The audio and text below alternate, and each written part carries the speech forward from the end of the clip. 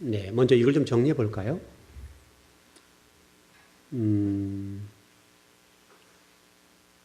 우리가 예수님을 믿고 구원받았다. 그렇게 얘기를 하죠.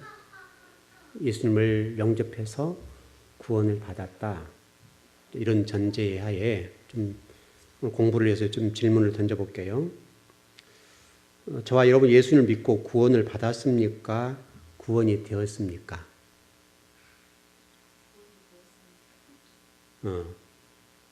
구원을 받았습니까? 구원이 되었습니까? 이제 이 질문인데,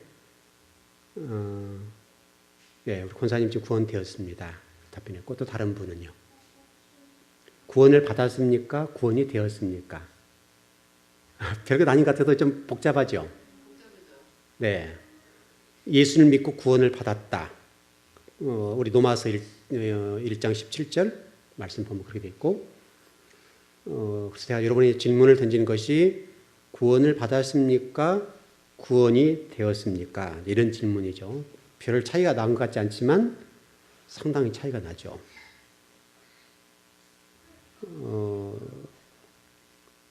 우리 지금 제가 보편적으로 예수 믿고 구원받았다 이렇게 지금 용어를 쓰고 있죠. 이 문제가 우리 신앙생활에 상당히 영향을 미치고 있는 것 같아요. 우리 지금 금방 권사님 말씀하신 대로 이제 질문을 던지니까 구원을 받았습니까? 구원되었습니까? 라고 물을 때 권사님이 이제 구원이 되었다. 듣고 보니까 좀 그런 것 같죠? 여러분들 좀 이해되시나요? 뭔 얘기인지 이해되시나요? 지금 전혀 이게 감이 안 오시나요? 네. 구원을 받기 위해서는 구원의 완성에서 달려가야 된다는 그 말씀을 지금 하시는 거예요. 이제 이렇게 정리해 볼게요. 이제 구원을 받았다는 개념과 구원이 되었다는 개념이 이제 이렇게 정리하면 돼요. 소유냐 존재냐 이 문제예요. 우리가 구원을 내가 소유했느냐, 구원받은 존재로서의 어떤 한 사람이냐 이 문제를 질문하는 거예요. 소유라는 개념이 우리가 지금 강하거든요. 소유라고 하는 개념이 우리 신앙에 있어서 내가 구원을 소유했다 이렇게 이해를 한단 말이죠. 내가 예수 그리스도를 믿음으로 내가 구원을 소유했다. 그러나 오늘 좀 공부를 해볼 건데 구원이라고 하는 것은 내가 예수님을 믿어서 구원받은 것이 아니라 구원되었다. 일단 전제 이렇게 가자고요. 구원이 되었다. 다시 설명하면 하나님께서 저와 여러분들을 하나님의 자녀로 불러주셨다. 그러니까 구원의 주체가 누구냐 이거예요. 구원의 주체가. 구원받았다라고 얘기를 하게 되면 구원의 주체가 내가 돼버려요. 이해되시나요? 지금 무슨 공부인지 좀 이해되시나요? 구원의 주체가 누구냐 이거예요. 구원의 주체가. 소유 개념이냐 그 주권이 하나님에게 있느냐 이 문제예요. 이거를 여러분이 묻고 싶은 거예요. 이렇게 좀 정리해 볼까요? 최근에 복지 사각지대 문제 때문에 생활고에 좀 어려움을 겪는 분들이 일가족이 동반 자살하는 경우들이 좀 발생했어요. 그래서 오늘 또 보니까 전주 쪽에서 또 한 가정이 생활고로 인해서 동반 자살했다가 아들이 죽고 어머니와 딸은 이제 아마 회복 단계에 있는 것 아닌가 보는 건데, 그래서 지금 정부에서 이번에 어떤 이쪽 가정에 어떤 일가족 자살 문제로 인해서 복지 사각지대 문제가 좀 많이 나오고 있고 방송에서도 이 문제가 상당히 대두되고 있죠. 그래서 이제 이 문제 주보에다 좀 제가 글을 썼는데 분명하게 우리 좀 복지 문제가 있죠. 또 복지 혜택을 받는 사람, 받지 못한 사람들의 여러 가지 일들이 있습니다. 또 복지 혜택을 받는 사람들도 또 여러 가지 좀 문제가 있고 또 안 받는 쪽에서는 또 안 받는 쪽에 어떤 자녀가 있다는 이런 여러 가지 이유들 때문에 받지 못한 경우도 있고 여러 가지 어떤 복지에 좀 불균형이랄까요? 어떤 사각지대가 있는 건 분명합니다. 또 정부가 분명히 이 문제는 어떤 복지 사각지대가 없도록 정책을 입안해야 되겠죠. 또 더 나가서 교회도 이 어떤 이웃 주민에 관한 어떤 사랑을 공급하는 일에 좀 신경을 써야 될 부분이 있죠. 일단 그 부분은 우리가 그 부분대로 좀 서로 간에 미스가 있었다, 잘못한 부분이 있다. 교회도 좀 그 부분에 어떤 내밀지 못한 부분, 종교적인 입장에서 그런 부분이 있고, 또 동시에 정부에서도 복지 사각지대라는 부분이 있어서 온전하게 지금 이렇게 그렇게 못 가는 부분이 있다라고 전제를 해보고요. 제가 이번 주보에 글을 쓰면서 어떤 고민을 했는가 바로 이 소유냐 존재냐에 관해서 고민을 해봤어요. 하나님께서 저와 여러분들을 부르시고 구원해 주셨는데 이 문제를 존재로 볼 것이냐 소유 개념을 볼 것이냐 이 문제로 좀 접근을 해보는 건데 소유 개념이 한국 사회의 보편적인 가치로 자리매김을 했어요. 그래서 지금은 물질이 있고 없고에 따라서 우리 삶의 질이 완전히 달라져요. 좀 그렇게 보면 물론 분명히 이것은 도와야 된다는 전제합니다. 이 문제를 좀 접어놓고 공부를 해볼게요. 그러면 지금 시대가 이렇게 발전하고 또 국가 뭐 GNP 이런 것 여러 가지 면적이 올라간다 합시다.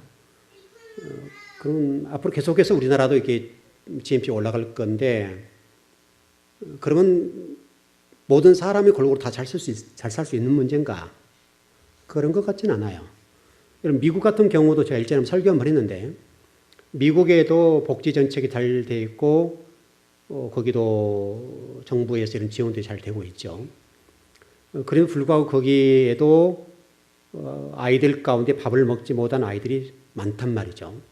지금 이 시간에도 그쪽에서 어떤 음식의 문제랄지 의식주의 문제 해결되지 않아서 고통받는 사람이 많이 있단 말이에요.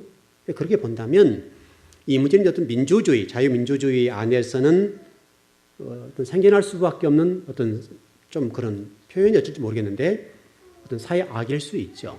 어떤 소유하지 못하면 세상 살아가기 힘드니까 그런 문제인데 근데 이 문제도 우리 좀 신앙적인 측면에서도 이 문제를 좀 그렇게 접근할 수 있겠다라고 보는 거예요.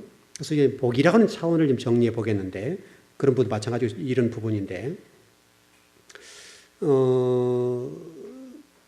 그 창세기 1장 28절의 말씀 보면 복을 주시면서 생육하고 번성하고 이런 말씀을 주시지 않습니까?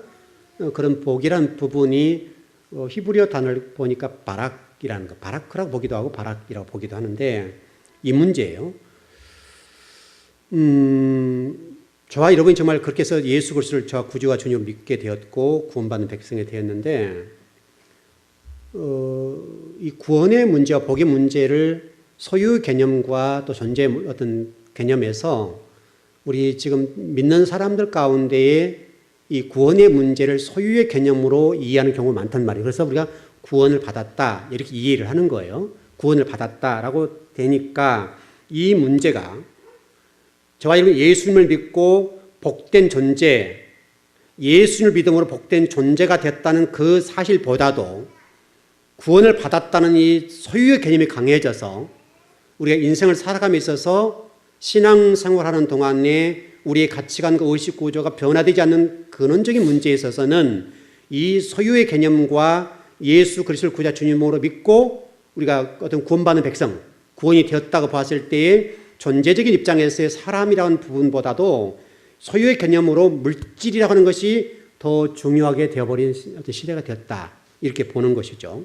그래서 저와 여러분이 어떤 뭐랄까요? 예수님을 믿고 복된 존재가 되어서 복된 어떤 존재로 살아가는데 초점을 모으는 것이 아니라 소유의 개념 쪽에서 초점을 모으다 보니까 신앙의 어떤 수준과 질들이 너무나 이게 지금 어떤 정형화돼 버리고 뭐랄까요? 성경에서 원래 말씀했던 그것과는 좀 다르게 우리 속에 좀 개념 정리가 좀 돼 있어서 좀 문제가 된 것 아니냐 이렇게 보는 거죠. 그래서 이 문제가 오늘 이 밤에 좀 정리를 해봐야 되겠는데 어떻든 저와 여러분이 일단 정리해 볼 것은 저와 여러분이 하나님의 자녀가 되고 예수 그리스도를 통해서 어떤 구원받는 사람이 되었다고 봤을 때에 초점을 어디다 둬야 될 것이냐면 저와 여러분의 존재 자체, 저와 여러분이 복된 존재가 되었다는 여기에 초점을 모았으면 좋을 것 같아요.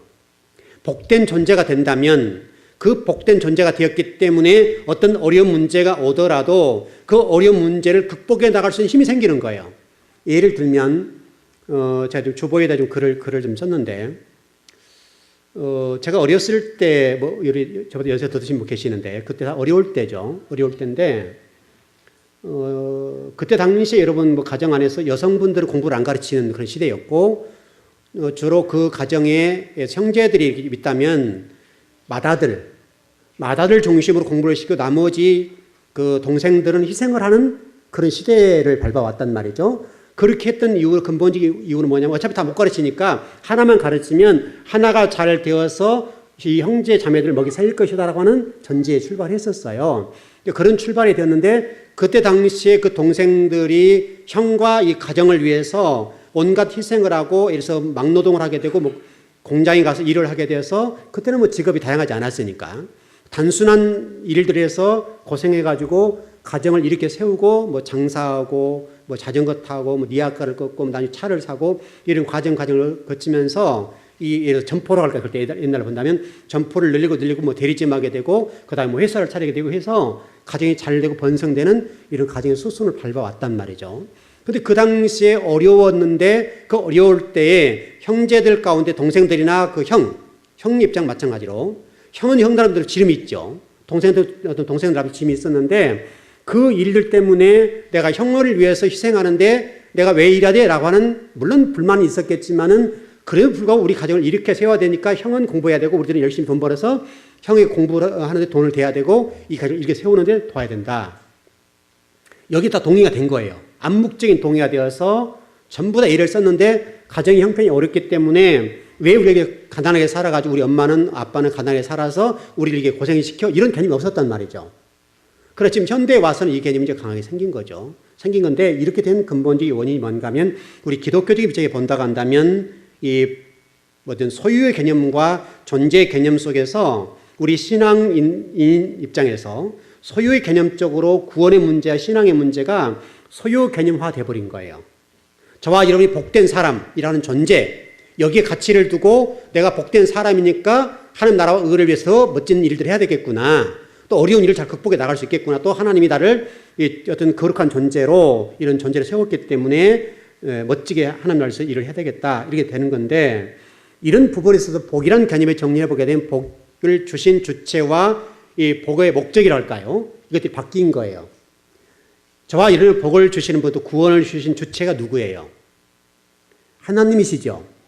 하나님이신데 아까 구원받았다라고 하는 전제에 보게 되면 이런 또 복을 받았다라는 전제를 보게 되면 이런 부분들이 성경에 그 원문상에 보니까 주체와 목적이 바뀌어버린 거예요.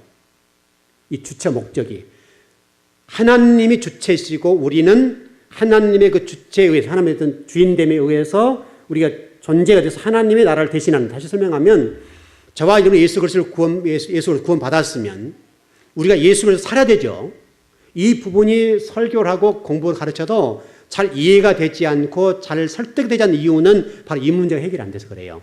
주체의 문제와 목적이라는 부분이 헷갈려서 그래요. 정리가 안 돼서 그래요. 그러니까 좀 정리를 해보자면 우리 성경에 보면 이 부분을 1장 28절의 내용을 보게 되면 여러분 하나님이 그들의 복을 주셨다.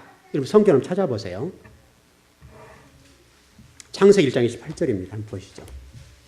성경을 자세하게 보시죠.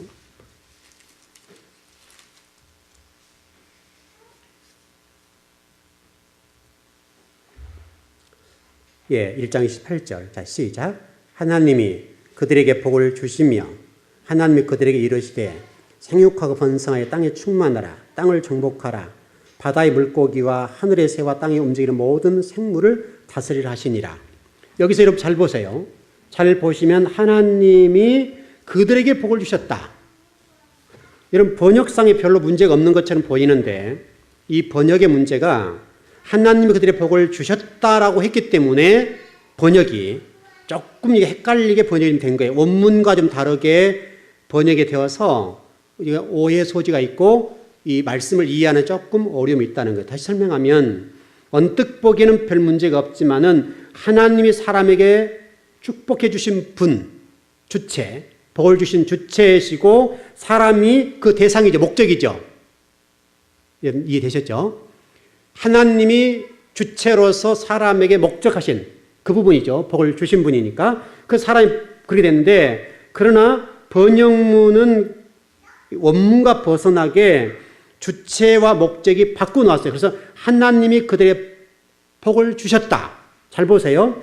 하나님이 그들에게 복을 주셨다. 복이라고 하는 것이 소유의 개념이 되어버린 거예요. 주체가 된 거예요, 복이. 문법에서 좀 미안한데요. 어쩔 수가 없네요. 문법적인 부분에서. 그러나 여러분 오늘 그 창세기 1장 28절의 말씀 보면 하나님이 그들의 복을 주셨다라고 되는데 복이란 개념이 중심이 아니라 하나님으로 말미암아 사람이 복된 존재가 되었다. 이게 초점이죠. 여러분 이해되셨나요? 하나님이 사람에게 복을 주신 것인데 여기서 중요한 것은 하나님으로 말미암아 사람이 복된 존재가 되었다. 여기 초점이 되는 거예요, 이게. 그런데 지금 번역에 보게 되면 사람이 복을 받아서 그것을 소유하는 것으로 소유의 개념이 강하게 되어버렸어요. 좀 어렵죠. 사람이 복을 받아서 그것을 소유하는 소유 개념으로 강하게 번역이 되다 보니까 우리가 이 부분을 이해하는 데 좀 어려움이 있는 거예요. 그래서 정리를 해보자면 여기서 중요한 것은 소유의 개념으로 원문에는 번역이 되어 있지 않단 말이죠. 원문에서 그렇게 되어 있지 않고 여기서 중요한 것은 저와 여러분들의 복을 주시는 주체는 하나님, 구원의 주체도 하나님, 우리는 그 하나님에 의해서 선택받은 그런 사람, 존재, 그런 부분으로 이해를 했으면 좋겠고요. 구원의 문제에서도 그래요. 한번 보시죠. 사도행전 4장 12절 한번 보십시다.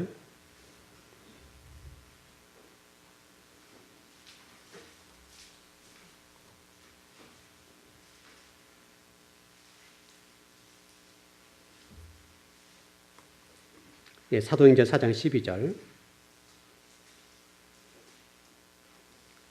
예, 시작. 4장 12절. 사도행전. 예, 시작.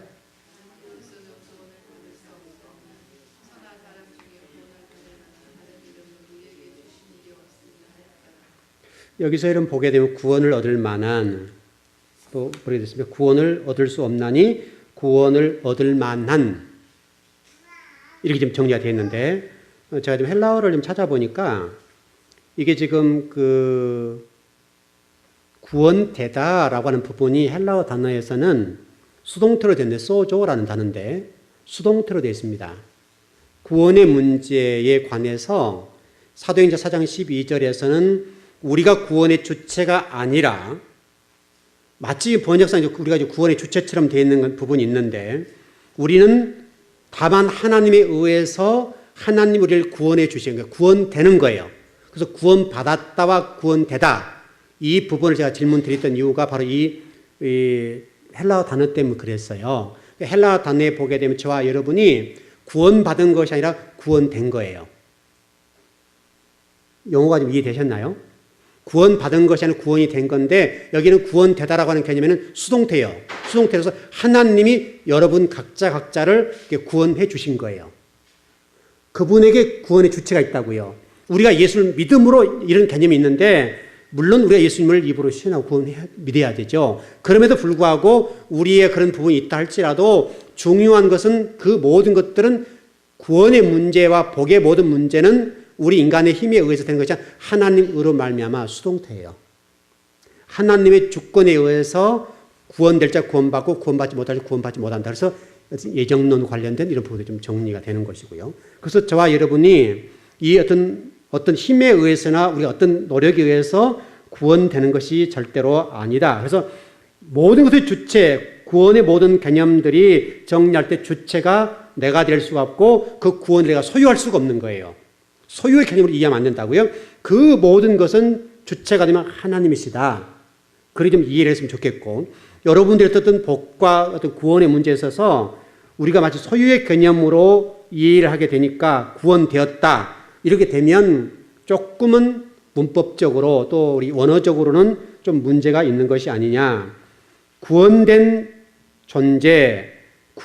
존재로서의 하나님을 찬양하고 경배하고 정말 주님을 선신하고 충성하는 그런 삶을 살아야 되지, 내가 구원받아서 내가 구원을 소유했다는 개념으로 이해를 하게 되면 신앙을 열심히 할 수 없고 충성할 수 없고 하나님이 원하시는 신앙생활을 할 수가 없게 되는 거예요.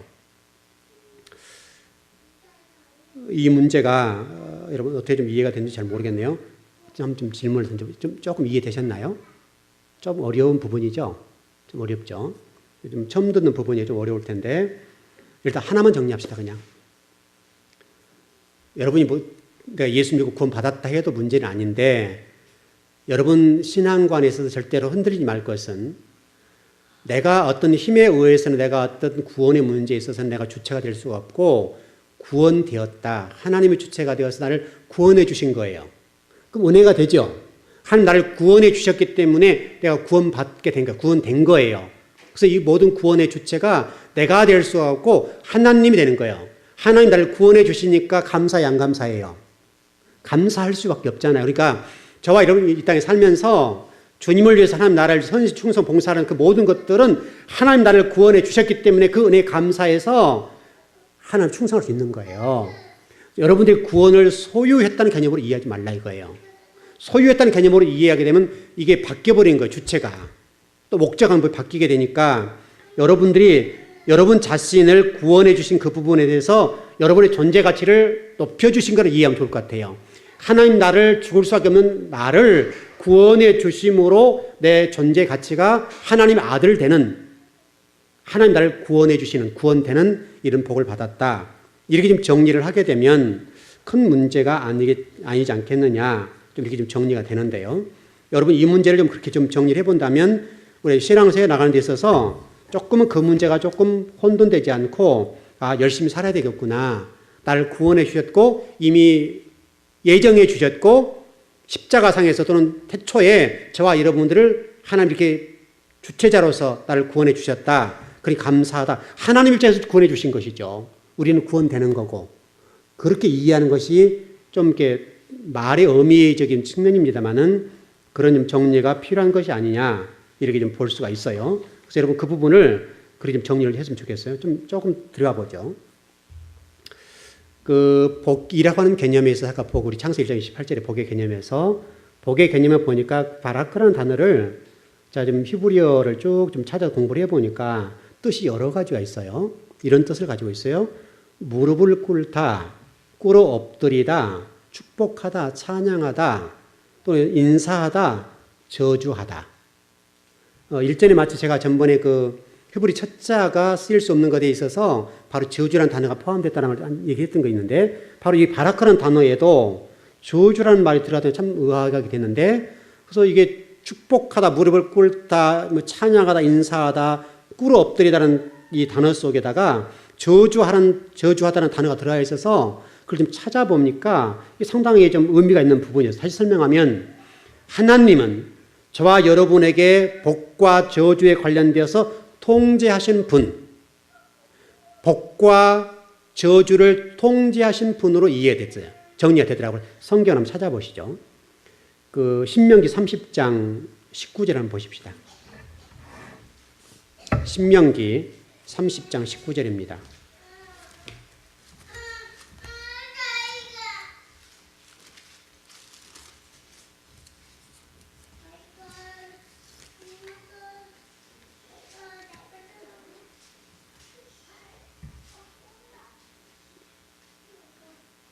같이 한번 읽어볼까요? 시작. 내가 오늘 하늘과 땅을 불러 너희에게 증거를 삼노라. 내가 생명과 사망과 복과 저주를 내 앞에 두었은즉 너와 내 자손이 살기 위하여 생명을 택하고, 자 20절, 내 하나님 여호와를 사랑하고 그의 말씀을 청종하며 또 그를 의지하라. 그는 내 생명이시요 내 장수이시니 여호와께서 내 조상 아브람과 이삭과 야곱에게 주리라고 맹세하신 땅에 내가 거주하리라. 이건 똑같은 복인데, 여기 지금 바라크라는 단어인데 이 복이 생명과 사망과 복과 저주가 같이 있는 것이죠. 그래서 이 바라크라는 단어 속에 축복하다 또는 인사하다, 엎드리다, 꿇어 엎드리다 이런 부분과 무릎을 꿇다 또는 저주하라는 단어가 함께 들어있는 이유가 다시 설명하면 그 내용을 통해서 뭘 말씀하시려고 하는가 하면 하나님이 복과 저주를 통제하신 분이다. 그래서 제가 여러분들 설교할 때 그 얘기를 많이 하죠. 복은 수동태로서 하나님이 주시고 하나님을 말미암아 나리워진다, 내려온다. 그 설명을 했던 부분이 있을 거예요. 바로 그런 말씀들 때문에 그래요. 여러분이 그래서 신앙생활을 하면서 하나님 앞에 충성, 하나님을 경외, 충성 봉사한다는 이 모든 것들, 또 예배를 잘 드린다는 이 모든 것들은 굉장히 중요하다고요. 굉장히 중요하고 그래요. 우리 기왕에 좀 찾아보니까 좀 가볼까요? 신명기 33장, 10장 8절 먼저 보시죠. 신명기 10장 8절 먼저 보시죠. 아마 레위 족속에 관련된 부분 같은데요. 10장 8절.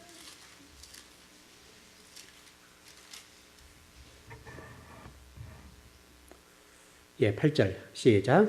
그때 여호와께서 레위 지파를 구별하여 여호와의 언약궤를 매게 하며 여호와 앞에 서서 그를 섬기며 또 여호와의 이름으로 축복하게 하셨으니 그 일은 오늘까지 이르느니라. 여러분 레위 지파가 누군지 잘 아시죠? 레위 지파는 원래 그 창세기 49장에서 그 아버지가 축복하는 장면에서 잔해한 칼이라고 축복을 했죠. 그래서 이 레위 지파 가는 곳마다 이 칼이 되어서 사람을 죽이는 이런 일들을 많이 했거든요. 근데 여기 좀 레위 지파에 관련되어서 이와 같이 구별되게 하면서 하나님의 언약궤를 매게 하는 복을 주시는데 이게 왜 그런가 하면 33장을 한번 보시죠. 신명기 33장. 전번에 한번 찾아봤던 말씀인데 33장 8절 9절입니다.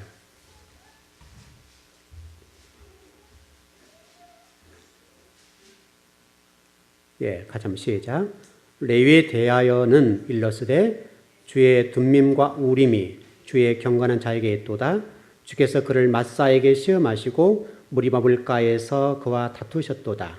그는 그의 부모에게 대하여 이르기를 내가 그들을 보지 못하였다 하며 그의 형제들을 인정하지 아니하며 그의 자녀를 알지 아니한 것은 주의 말씀을 준행하고 주의 언약을 지킴으로 말미암음이로다. 잘 설명해 보면 그런 거예요.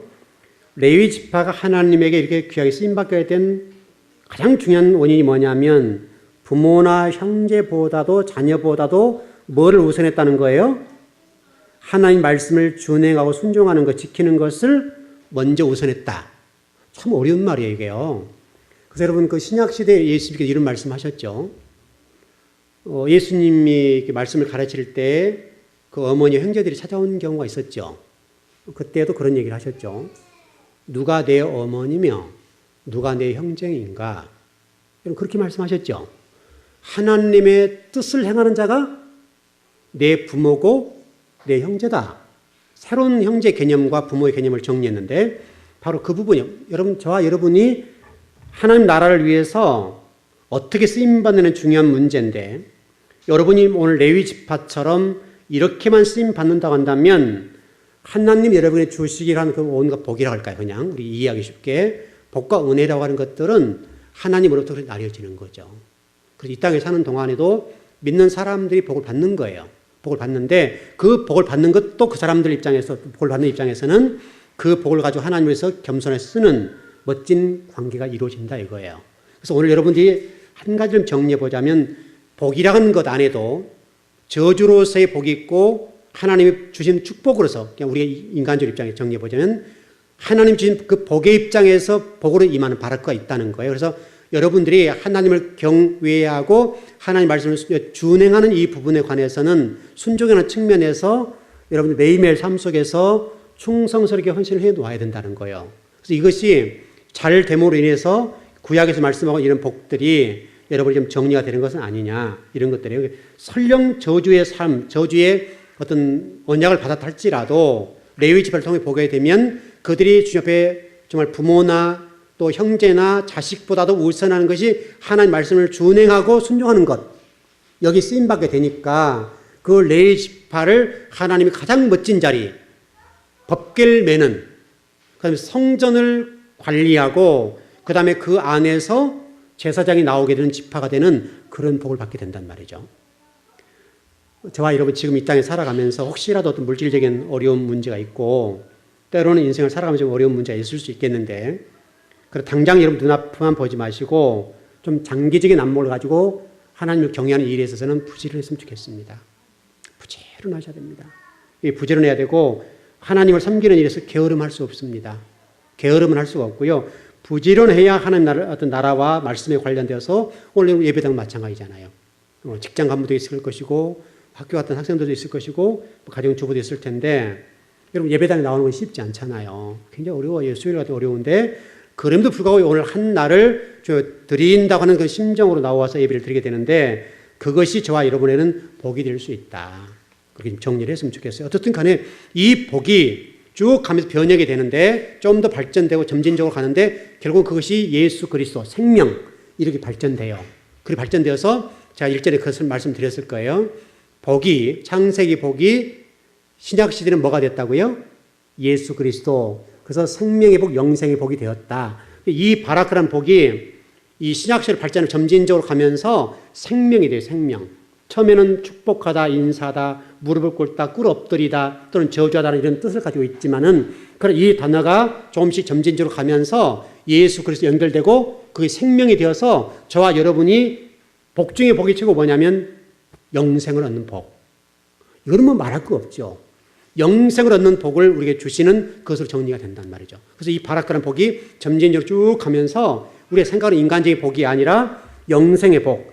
여러분과 제가 지금 이 자리에 나와서 예배를 드리고 구원받았다는 거 정말 하나님께서 좀 주도적으로 역사하셔서 구원받는 백성이 되었다는 사실은요. 엄청난 사건입니다.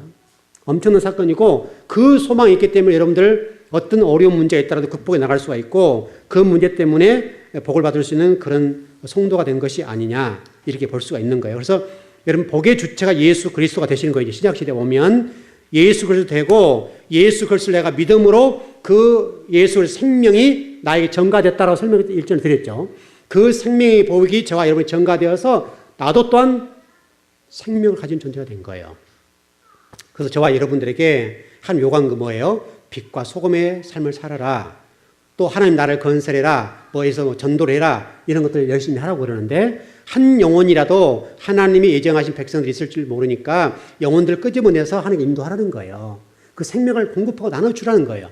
이제 그런 일에 있어서 교회에 쓰임 받느냐 못 받느냐는 아주 중요한 문제죠. 그래서 저와 여러분에게 우리 아버지가 이런 족보들을 통해서 또 이 창세기 5장의 말씀을 통해서 우리 아버지가 되셨다는 이 역사적인 족보의 문제를 가지고 말씀하시는데 이 복은 그 무엇으로도 대신할 수 없는 복이다. 이제 우리가 좀 이거 중요한 게 뭐예요? 이미 우리가 신앙생활하고 있는 부분이니까 이제 저와 여러분들이 생명을 소유한 자로서 그것을 반사하는 역할. 반사해서 나를 통해서 많은 사람들에게 복음이 증거되고 하나님 나라가 확장되고 예수님을 믿게 만들고 아 저런 사람은 되지. 이 정도로 신앙생활을 하라는 거예요. 그래서 이 피조물로서 하나님 영광을 받아서 빛을 반사하는 거예요. 반사해서 예수 그리스도를 나의 삶을 통해서 보여주는 거. 그걸 가르친다. 이렇게 설명드렸을 거예요. 가르친다는 건 보여주는 거예요. 보여주는 건데 그 보여줌으로 인해서 많은 사람들 하여금 증거를 삼는 거죠. 증거를 삼아서 저와 여러분을 통해서 하나님 나라를 보여주고 예수 그리스도를 보여주고 그 모두 보여줌으로 해서 그들로 하여금 감동하고 은혜를 받게 해서 하나님 나라를 섬길 수 있도록 세워갈 수 있도록. 중요한 것은 이제 저와 여러분이 아버지를 닮은 자가 되어야 된다. 참 이게 어려운 얘기입니다, 여러분. 동행한다는 말도 마찬가지고 닮는다는 말도 어려운 말인데 진짜 어렵잖아요. 그럼 닮는다. 만일 이제 우리 교회가 한 공동체를 보십시다.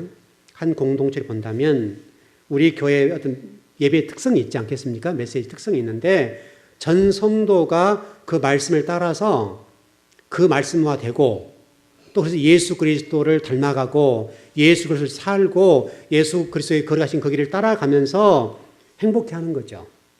고난이 있고 어렵지만 무거운 짐들을 내려놓고 내가 구원받은 이 존재가 되는 것 자체 때문에 감사하고 감동하고 모든 것들이 새로워진 거예요. 조금 전에 예배 나오기 전에 이런 TV가 방송되더라고요. 어떤 분이 간경화 걸렸는데 이제 낙심이 되고 뭐 30대에 그랬다고 그래요. 낙심이 되고 참 죽을 맛이었겠죠. 남편과 아이들이 어렸는데 그런 상태가 되어서 나중에 결국은 간을 이식을 했더라고요. 이식을 하셨는데 많이 울으셨대요. 많이 울고 그것 때문에 절망하고 얼마나 좀 낙담했겠어요. 인생이 끝난다는 전제가 돼 있잖아요.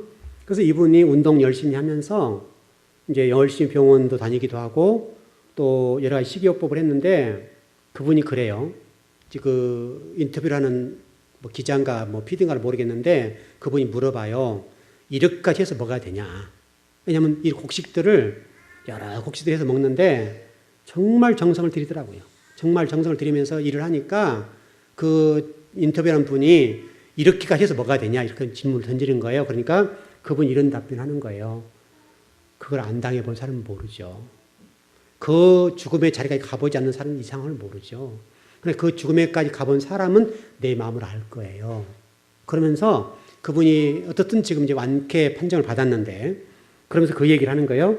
나는 이제 새롭게 살기 때문에 내 인생이 너무 즐겁고 과거에는 내서 가사 일하는 거 그래서 뭐 설거지한 문제랄지 싱크대를 뭐 닦고 뭐 그릇을 닦고 뭐 이런 하는 모든 일이 짜증이 나고 힘들었는데 새롭게 태어나니까 너무나 즐겁다는 거예요.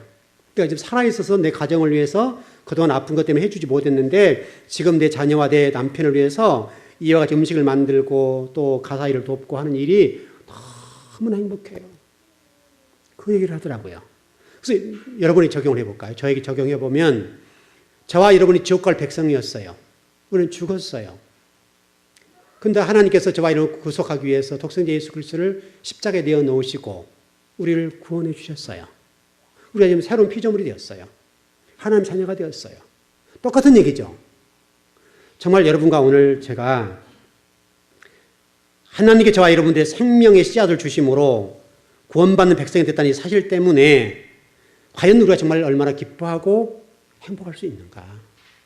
여러분은 과연 지금 새로 거듭난 피조물로서의 그 행복, 가짐의 소유의 문제를 떠나서 저와 이를 구속받았다는 그 사실, 나는 지옥 갈 백성이었는데 천국 갈 수 있는 소망을 주셨고 하나님의 자녀가 됐다는 그 하나의 그 생명, 그 생명을 주신 것, 또 영원히 살 수 있는 그 생명 주신 그 사실 때문에 내 삶의 모든 것들이 부정적이고 모든 것들이 짜증이 나고 모든 것들 내가 왜 이렇게 살아야 돼? 나는 왜 이래야 돼? 라고 했던 그 모든 것들이 이제 기쁨이 되고 다 새롭다는 거다. 정말 저와 여러분이 그런 어떤 구원의 감격과 영생의 어떤 그 생명을 소유하고 있는 그 기쁨이 우리가 삶 속에서 지금 드러나고 있느냐 이거예요. 드러나고 있느냐. 만일 여러분 삶 속에서 그 영생의 복이라고 할까요? 영원히 살 수 있는 지옥 가지 않고 천국 갈 수 있는 그 영원한 복을 받은 그 사실이 기쁨이거나 또 그것이 날마다 나를 새롭게 만들고 그냥 뭐 엔돌핀을 만든다 할까요? 모든 것이 새롭고 어떤 그 생명 주신 사실 때문에 가사 일을 돕는지 어떤 일을 하든지 간에 또는 힘든 일을 하더라도 그 속에서 그냥 힘이 나고 내가 이렇게 지옥 갈 백성인데 하나님 나를 이렇게 구원해 주셔서 내가 새로운 생명을 얻었고 이렇게 내가 살게 되었으니 너무나 기쁘고 즐겁다. 내 이 주어진 시간 동안 나는 정말 행복하게 살 것이다. 나에게 소유하고 있는 이 부분이 비록 부족하고 또 남편에 의해서 물질적인 부분이 잘 공급되지 않고 생활고에 찌들어 있다 할지라도 나는 살아있는 자체에 감사하고 내가 지금 이렇게 호흡할 수 있고 이렇게 지금 하나님을 찬양하고 예배할 수 있다는 사실이 너무나 좋다. 그것을 해보겠으면 좋겠어요. 우리가 신앙생활 오래 하다 보면요. 잃어버리는 게 바로 그 문제예요. 처음에 예수님 영접했을 때 그 뜨거움과 그 감격, 그냥 주님 얘기만 해도 십자가만 해도 눈물이 펑펑 나오고 뜨거운 눈물이 나 감격스러웠던 우리 성도들이었는데 어느 순간부터서 우리가 이제는 신앙의 이런 부분들이 정말 종교 행위로서 예배당에 와서 예배를 드리고 또 내가 직분 때문에 나와서 예배를 드려야 되고 또 내가 시간 돼서 교회에 나와서 예배를 드려야 되고 그게 감격이 없는 거예요.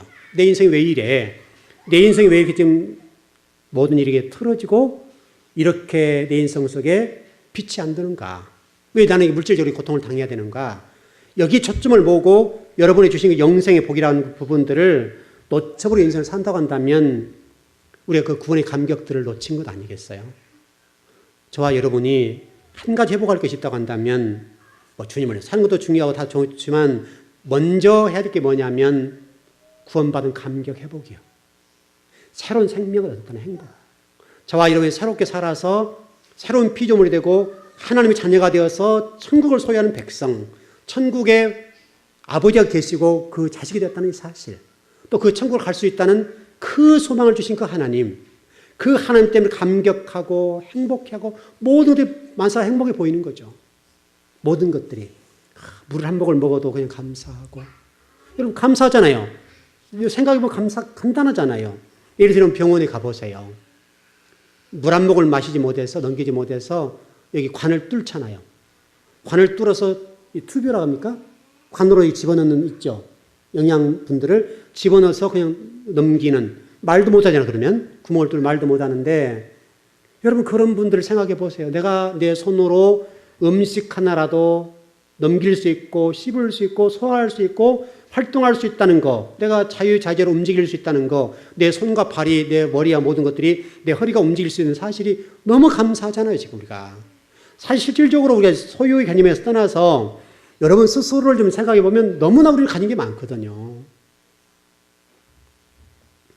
그 어느 순간에 우리가 세상에 찌들려 소유 개념이 좀 너무나 사회적인 가치가 되면서 저와 여러분이 존재의 문제를 잊어버리고 영생의 문제를 잊어버려서 혹시라도 우리 속에 그런 부분이 너무나 많이 자리를 잡고 있다면 오늘 예배를 드리면서 좀 그 부분만 회복했으면 좋겠어요. 정말 그 부분을 회복한다면 여러분의 얼굴 속에서, 이 얼굴에서 좀 빛이 나지 않겠어요? 찌들리고 그냥 삶 속에서 또 인생 속에서 물질에 또 찌들리고 찌들려서 그냥 웃음기를 잃어버리고 그냥 얼굴 속에 완전 그냥 봐도 짜증이라 써 있는 그런 얼굴이 된다고 한다면 얼마나 우리가 불행한 사람이 된 거예요. 여러분 있고 없고 문제를 떠나서 저와 여러분이 구원받은 사실 때문에 그 구원의 감격이 회복되길 바랍니다. 정말 이거 회복하셔야 돼요. 이 신앙의 연조가 깊어지면 깊어질수록 우리 이걸 놓칠 때가 많아요. 굉장히 중요하고 정말 그거 하나면 여러분 모든 게 다 끝나잖아요. 제가 설교를 준비할 때요. 참 제가 오늘 아침 이런 기도를 했어요. 아마 이번 주 설교가 이제 그런 부분이 있는데 그 사도 요한에 관해서 공부를 해보고 설교를 준비하면서 참 제가 감사했어요. 요한이 요한계시록 기록했다는 사실 때문에 너무나 감동한 모습을 봤어요. 너무나 요한이 요한계시록 기록한 것 때문에 제가 이 성경책 마지막 책을 기록했다는 사실 때문에 너무나 감동을 받다고요. 그리고 제가 설교를 준비하면서 그거구나. 나도 정말 설교를 준비하면서 또 성도의 설교를 이렇게 늘 준비하면서 이 설교 한 편을 내가 준비하고 설교할 수 있다는 감동. 이거는 무엇으로 살 수 없는 것이구나. 귀한 일이다. 정말 이렇게 말씀을 준비해서 하나님 뜻과 계획을 전하는 자리에 서서 말씀을 준비하는 자리에 한 편 한 편의 설교를 준비해가는 그 자리에 서 있다는 것 자체가 너무나 복되구나. 그러니까 이 설교가 막 너무너무 좋은 거예요. 그래서 설교를 막 하고 싶고 또 늘 설교를 준비하면서 열심히 준비하고 주일날 설교 한 번을 위해서 계속해서 제가 묵상하고 또 성경을 설교에 대한 내용을 다시 한번 보고 또 묵상하고 탈구하고 또 탈구하고 또 정리하고 또 정리하고 그러면서 감동을 느끼고 그 안에서 너무 행복감을 느끼는 거예요. 그렇게 해서 설교를 하게 된 거예요. 그래서 제가 이번 주에 나갈 설교를 준비하면서 그런 생각을 다시 한번 하게 된 거예요. 이 설교 한 번 하는 것이 이렇게 복된 자리구나. 이렇게 귀하구나. 요한을 보면서 어떤 요한계시록 공부하고 설교를 준비하면서 요한 속에 제가 그걸 봤어요. 그래서 요한이 하나님이 환상을 주신 것을 가지고 그것을 문자화시켜서 시각화로 볼 수 있도록 눈으로 볼 수 있는 문자화하는 그 작업을 하는 동안에 공부하고 성경을 연구하고 고민하고 말씀을 연구하고 그 성경을 쫙 기록하면서 자 그걸 보면서 요한이 너무나 감동했겠구나. 너무나 이 말씀대로 감동하고 감사하고 이 성경을 기록할 수 있다는 사실 때문에 요한이 그 감동한 모습이 보여지는 거예요, 그냥. 그러니까 공부하면서 보여져요. 그래서 제가 요한이 이 봤던 이 부분을 나도 정말 봐야 되겠구나. 그래서 제가 이렇게 설교를 준비하면서 보는데 그런 막 감동이 밀려오는 거예요. 너무나 감사하다. 여러 가지 인생을 살아가는 길이 있지만 그럼에도 불구하고 주의 종으로 부름받아서 말씀을 공부하고 연구하고 탐구하고 하나님 뜻과 하나님 계획을 발견하고 일을 쓰면서 이걸 다시 또 문자화해서 시각화해서 성도들에게 말씀을 태어날 수 있는 자리, 또 주보에다가 그 말씀을 기록할 수 있는 시각화할 수 있는 자리, 이건 너무나 감동스러운 일이다. 여러분과 제가 그런 은혜와 감동이 우리가 신앙이 깊어지고 신앙 연조가 깊어지면서 더했으면 좋겠어요. 정말 저는 계속 그게 더 밀려와요. 너무나 밀려오고 그래서 너무 감동해요. 오늘 저와 여러분에게 좀 그런 감동이랄까요? 그 감동이 좀 전해지고 그래 나도 하나님의 사람으로서 설교를 들을 수 있고 예배를 드릴 수 있다는 사실이 너무나 감동스럽다. 왜냐하면 여러분 건강 발로 걸어오셨잖아요. 나 건강 주신 거 그래도 어렵지만 오늘 굶지 않고 온 거 그래도 말씀 때문에 감동하고 감사하고 또 그 은혜를 깨닫게 하신 그 은혜에 감사해서 너무나 복된 시간이구나. 감사하면 감사할 수 있잖아요. 그냥 내 인생은 왜 그래 안 풀려 이렇게 하면 짜증이 나고 힘든 일들이지만은 여러분 속에 비록 소유의 같은 부분이 부족한다 할지라도 이런 감동과 은혜가 충만했으면 좋겠습니다. 회복하십시다. 주님 감사하십시다. 오늘 살아있음에 감사. 예배 드릴 수 있음에 감사. 내 발로 걸어올 수 있음에 감사. 다른 사람 누워있는데 불구하고 나는 이렇게 와서 이렇게 말씀을 들을 수 있음에 감사. 그 감사를 하십시다. 그 감사를 회복해서 저와 이룬 하나님께 영광을 돌렸으면 참 좋겠습니다. 자, 우리 기도하십시다.